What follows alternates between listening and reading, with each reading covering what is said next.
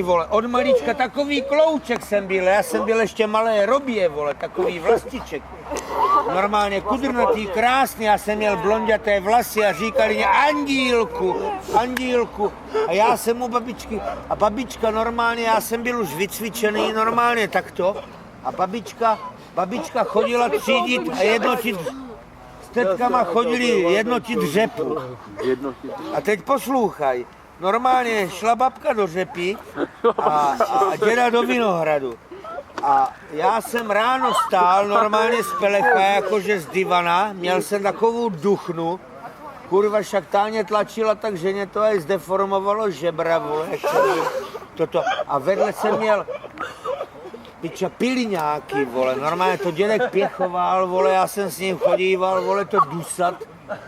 A to tak normálně, když on zatopil pod těma piliňákama, tak byla žhavá roura, vole, ona svítila, ona byla ne červená, žlutá. To bylo žhavé, vole, já jsem se vždycky bál, že nám chytne barák, vole.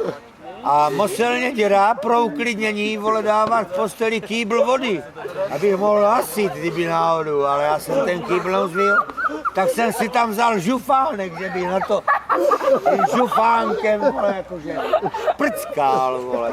Rozumíš, a tak jako děcko jsem tam vyrůstal u té babičky. A teď já ti ráno stanu, slezu malý chlapeček, víš, peléška a dojdu do kuchyně a tam na štokrleti byl lavor, smaltovaný, oprýskaný lavórek, v tom byla nachystaná voda, pěkně přes opěrátko hozený čistý ručník. A teď bylo, já jsem ještě neuměl číst, ale babička mě napsala na lístek vlastičku, umí se a dones mě svačinu.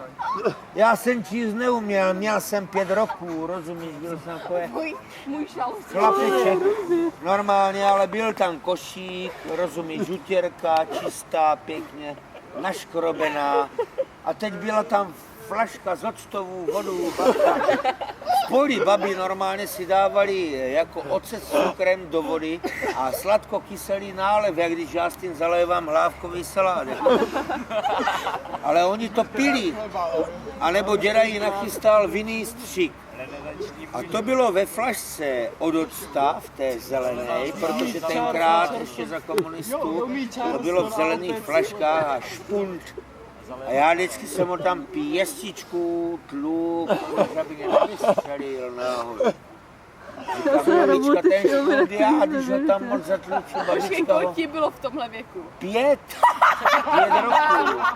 Ale poslouchaj. Ty se tloukal, to bylo ti 5 roků. Ano, pěstičku jsem tlukl, že babička by ho nevytala. A teď já jsem vzal ten košík, pěkně jsem tam hodil tu čerku na spodek. Dal jsem do košíka, víš, tu flašku s tímto, anebo s černým čajem. A dal jsem tam kousek, poslouchej, dal jsem kousek špeku, krajíček chleba a noží. A dal jsem si to takto na lokeť a takto jako chlapeček jsem s tím normálně drnkal. A teď jsem musel prodrnkat asi 1 kilák, jsem prošel takovou prašnou cestu. Kdo teď drnká? Šel jsem a teď jsem došel k tomu poli. Ale to pole, to bylo jako jak širé lány, vole, nikde nic, jenom řepa, vole. Jenom řepný list, vole, a takové listy. A teď já jako malý klouček, poslouchej, já jsem byl takový prcek, vole. Tak to jsem byl, vole, ty řepné listy byly o 5 centiáků menší jak já, vole. A já mezi těma listama s tím košíkem jsem šel, jak jsem to rozhrnoval, jak kdybych šel v Brazílii džunglu, vole. Tím řádkem, protože babička říkala, vlastičku, dojdi tam, kde bude zapichnutý kolek. A ono je tam zatloukla kolik a já jsem viděl, že ta babka je tam za tím kopcem v tom řádku. A teď já jsem došel po ten kolek. Hej, 5 koruna. Ovce. A na tom kolku byla taková ona... Jak chceš vykačku s Já nevím, jestli si babka utrhla kurva kousek ze zástěry anebo z těch bombardáků. S tímhle, kdyby dělal někde na ulici, tak by se vydělal tak ty 1000 korun. Tak normálně jako utrhla z toho fiertůška, co měla, tak utrhla, uvázala, aby já věděl, že ona je tady v tomto řádku a jednotí tu řepu. Jasný. Jednotí. Tože já jsem tam s tím košíkem, já jsem došel a teď jsem viděl kolek. Nemáš zep. A to bylo za kopcem ještě, a to, tak říkám, půjdu za babičku. A teď jsem šel mezi tím řepným listem, rozumíš? Teď mě to chloupalo po té tlamě, vole, uši mě to brnkalo. A já jsem se prodíral tím řepným listem. Řepa veliká, za komunistů růsl, takový list. A já jsem se s tím prodíral, takový malý klůček. A nesl jsem ten košík s tou Ještě svačinku. ti bylo 5?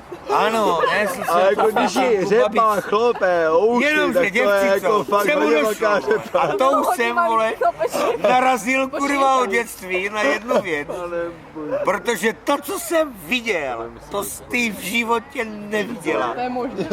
Protože já jsem se tak tam potichutku prodíral tím listem. Překročil jsem ten horizont No. a jdu tam.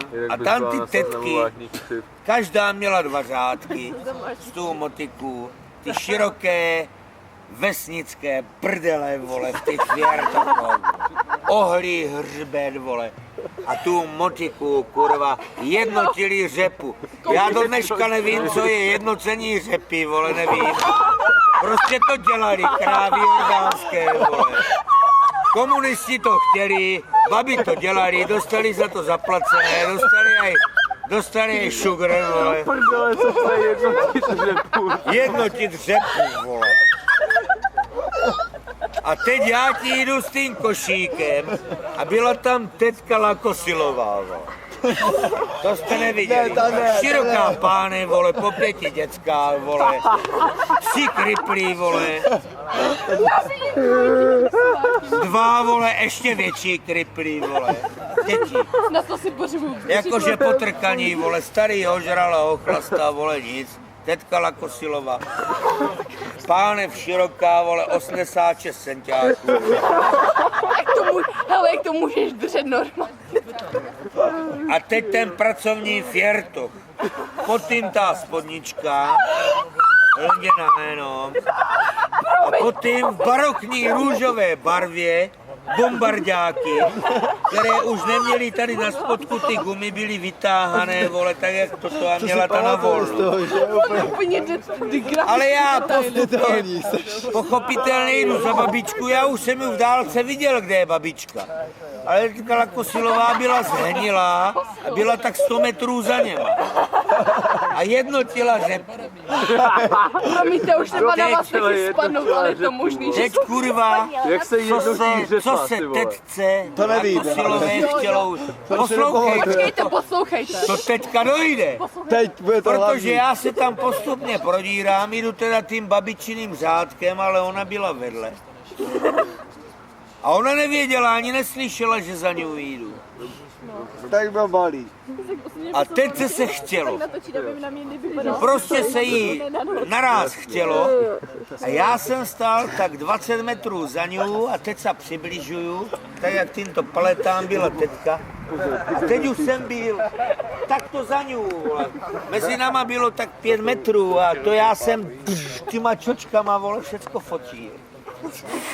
Protože tetka ani necítila, že někdo za ní je. A ona zatěla tu motiku do hliny. Chytila ten fjertoch, tak ho nadhodila tu spodnicu a teď já jsem viděl tu barokní růžovou, ty bombardóny, víš, co měla po kolena, ty kraťále. Ale jaké, na volno, vole, vytáhané už, víš. Hej, to je lepší než blekota. Ale teď to došlo. Tohle všechno. Poslouchaj. Fakt dobrou. Poslouchaj, ovečko, ona chytila tu nohavicu, protože jak to bylo vyžulané, tak ona byla roztáhla. Ona ji roztáhla, teď ji takto natáhla. Teď si to přehrnula přes tu škatulu takto bokem.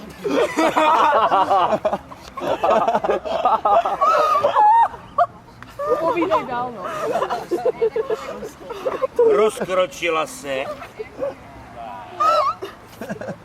Ukazovák a palec si nevalila mezi pisky, vole. Teď ju takto roztáhla Já jsem ze zadku viděl kravskou tlamu, vole, svislu, jak se otevřela, ale to byla piča, vole, taková, kurva, ani Vídeň, vole, nemá to kolo tak obrovské, jakou škatulu jsem viděl se rozjet. Teď se tam odhalil ten, vole, chcací cip, ten cip, vole, a teď ta tetka, vole, začala chcat, vole. Když jsem viděl v zoologické zahradě v Olomouci, když chčije hroch a normálně, vole, to vylupuje kamínky z betóna. Ta tetka měla tlak a takový proud, ona tím chcaním prochcela ten tvrdý řepný líst, vole. Ona jak tak to chcela, vole. A tak jí to šlo do zadku. Teď vystrčenou tu kaďulu, vole, tu kakaovou skvrnu. Teď piča, vole, ta tlama, vole, ale takovou kundu, vole. Já jako ten klouček 5letý, já kdybych se rozběhl, tak tam hépnu aj s tím košíkem, vole. A vrátím se bez hodinek. A bez polobotek, kurva, bez sandálek. Normálně by mě to ještě... A teď, vole, ona tam tak močila, vole, a teď piča ten proud, vole, ale to vapků, vole, když stříká. To prostřelí, vole, normálně dveří od MBčka, vole. A ona, jak tam byl ten řepný líz, ona jeho kropila, tak to do něho, vole, propálilo díru, vole. To je žluté moči, vole. A já jsem stál s tím košíkem jak opařený, vole, takto. Zaťaté zuby, vole, vypleštěné oči, vole. A tak jsem na to hleděl. A už tenkrát jsem si říkal, kurva, ty ženské, vole, ty tam mají motor. Piča, to je něco, to je kompresor, vole. A tenkrát už u mě začínal vztah normálně k ženám. V jejím rozkroku, když jsem viděl, vole, u té babi, vole, ty pištiska, vole, a to všecko, ten aparát, vole. A je to tam kalí, vole, normálně jak z nasa, vole. Moje svaly. Je to tam propálila, vole, ten list. Ale teď, ještě vrchol. Ona totiž až dochcela, až propichla ten list, vole, tím chcánkem, vole. Tak ona si Měl napsat slohovku na maturitu. pindu, vole, normálně takto, vole, tu ruku. Ona pustila ty pešťůry, tu druhou, a tak si to utřela do těch fjertochů. Najednou já jsem tam stál a ona se obrátila. A teď mě uviděla. A říká, vlastičku, andílku, kde se tady bereš, kde jsi tady vzal, pojď sem, ty pusénko. A ty týma zachcanýma rukama na mě. A já jsem utěkal, kurva, s tím košíkem, protože jsem věděl, od čeho má ty ruky. Ona si s tím vydrápala tu kravskou tlamu. A ona mě chtěla hladit. A já jsem skákal, listy.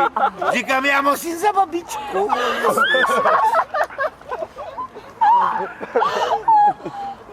Patu, dýchej.